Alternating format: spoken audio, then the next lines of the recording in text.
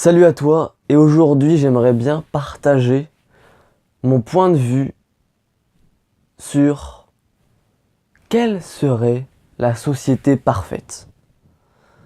Bien des gens, d'ailleurs presque tout le monde, se sont déjà posé la question suivante.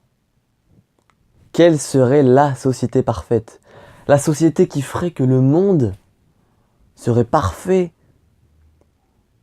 Alors aujourd'hui j'aimerais bien te partager mon point de vue par rapport à ce sujet, en cet instant précis. En pleine présence. Selon moi, le monde serait parfait si il n'y avait plus de souffrance, qu'elle soit interne ou externe.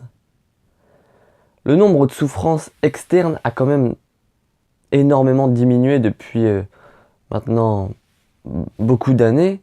On est dans une époque très safe comparé à auparavant où tu étais en danger de mort en permanence. Alors sur ce point-là, on a bien avancé. Cependant, quand je parle de souffrance interne, je parle de toutes les souffrances internes. Et il y en a beaucoup. Quand tu pleures, c'est une souffrance interne, par exemple. Quand tu pleures de tristesse ou de... Quand tu souffres intérieurement, que ce soit un désagrément, que chaque jour tu vives dans la tristesse, dans la déprime, ça c'est une souffrance interne. Et vous voyez, il y en a beaucoup. Alors ça peut paraître idyllique, hein. D'ailleurs je pense que ça l'est. Mais de plus en plus je prends conscience de la réalité des choses, mais je fais de mon mieux pour apporter ma vision aux autres. Et aujourd'hui j'aimerais bien vous partager ma vision sur la société parfaite. J'ai longtemps pensé que si la société était comme ça, si le système était fait comme ça, le monde serait magnifique. Mais c'est pas comme ça que ça marche parce que on est des êtres vivants et l'erreur, elle fait partie de nous. Alors peu importe que le système soit parfait, il y aura toujours des petites erreurs. Alors je pense que on ne devrait pas mettre notre foi en une idéologie, en un système, en une idéologie, en une pensée unique.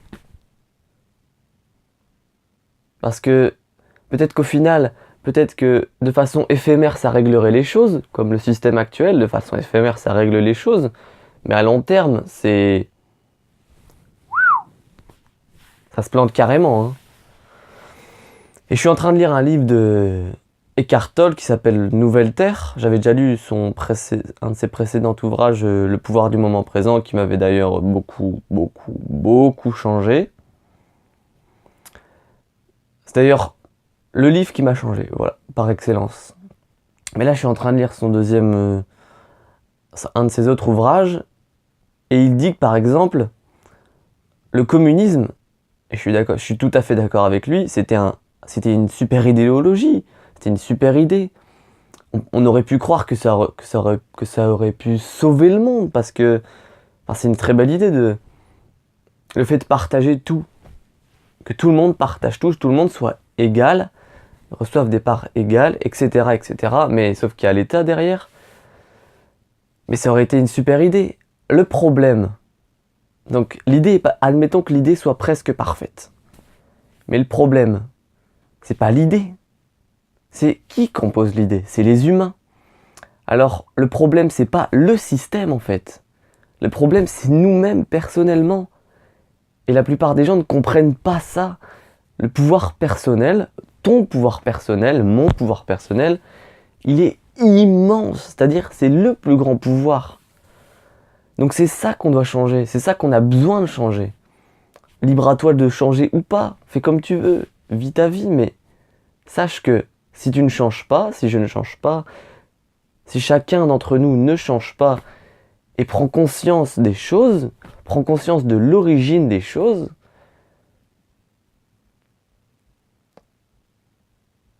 ben, le système il prendra jamais place, ou alors il prendra place mais de façon éphémère et il se croûtera, tout comme le communisme s'est croûté très rapidement. Et il a fait des carnages, au lieu de faire un paradis, il a fait un enfer. Alors voilà, c'est une belle preuve que un système ne marche pas. C'est les gens qui la composent parce que c'est l'humanité qui construit le système. C'est chacun d'entre nous.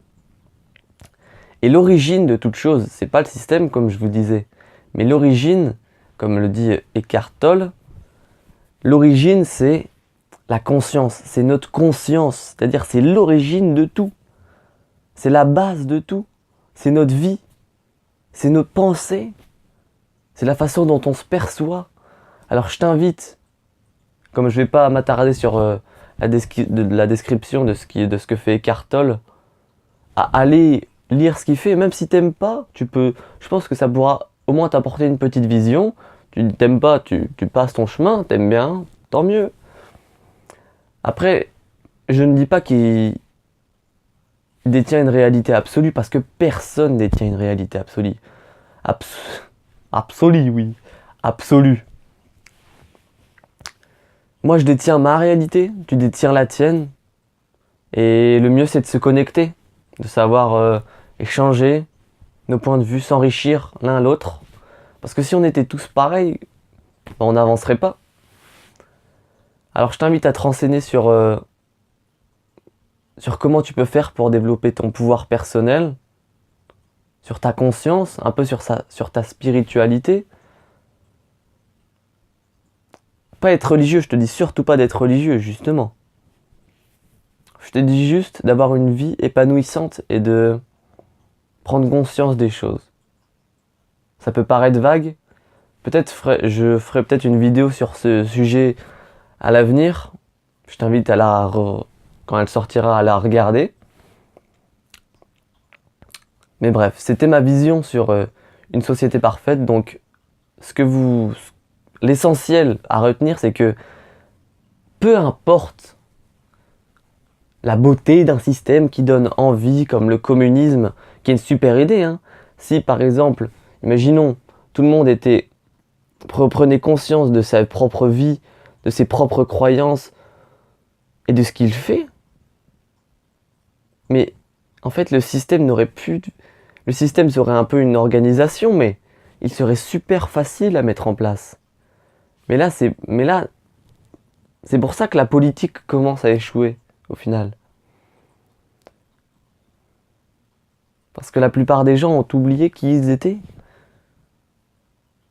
Quelle était leur origine. Quelle est la valeur de leur vie. Et c'est ça le problème. Tout le monde met sa foi dans un... Oh, si le monde était comme ça, non, ça ne marche pas comme ça. C'est d'abord comment t'es toi. Comment t'arrives à maîtriser ta propre vie. Comment es-tu acteur de ta vie. Peu importe ton échelle, hein. T'as beau être un enfant de 7 ans ou une personne de 90 ans, tu contrôles ta vie. Bien que si t'as 7 ans, bien sûr que tu vis dans une famille, t'as des parents qui peuvent parfois t'imposer des choses, et ça c'est dommage. C'est à la fois dommage et... Moi je trouve ça dommage parce que l'obligation ne sert à rien, mais ce n'est pas le sujet. Retenez juste que la société parfaite, ça n'existe pas. Elle n'existera jamais tant qu'on ne changera pas l'origine. C'est exactement comme si, en fait, on voulait changer les petits détails, on voulait changer la surface avant de changer le fond. Tu peux pas. C'est pas possible. C'est se concentrer sur le 1% qui peut paraître le plus visible, aux 99% qui sont l'essentiel en dessous du visible. Et c'est ça que les gens ne comprennent pas, c'est que la politique c'est exactement ça en fait. Ils essaient de changer un petit peu, mais ça changera pas à long terme. Pour l'instant en tout cas. Après, j'essaye de garder espoir et d'être positif, hein. Mais voilà, je t'ai exposé ma vision. Je t'invite peut-être à exposer la tienne dans les commentaires. Ça serait un plaisir de recevoir un de tes feedbacks. Ça me permettrait de m'améliorer en vidéo, considérablement. Parce que là, actuellement, j'ai encore des difficultés, mais je m'améliore. En tout cas, j'ai l'impression. Alors, je te souhaite de vivre une belle existence. Change-toi toi-même. Prends conscience de ta vie et mets pas ta foi dans un système. Ou alors, aie un rêve, change-toi, et ensuite accomplis ce rêve. Et le système changera automatiquement au final. Toujours. La conscience, en fait, c'est elle qui construit le système. Le système. Donc, des fois, ça peut paraître un petit peu idyllique ou religieux ce que je dis, je sais pas, philosophique. Mais c'est pas du tout de la sorte, en fait. C'est juste, je dis juste l'essentiel. J'essaye de dire l'essentiel. Merci de m'avoir écouté. Je te souhaite une belle existence.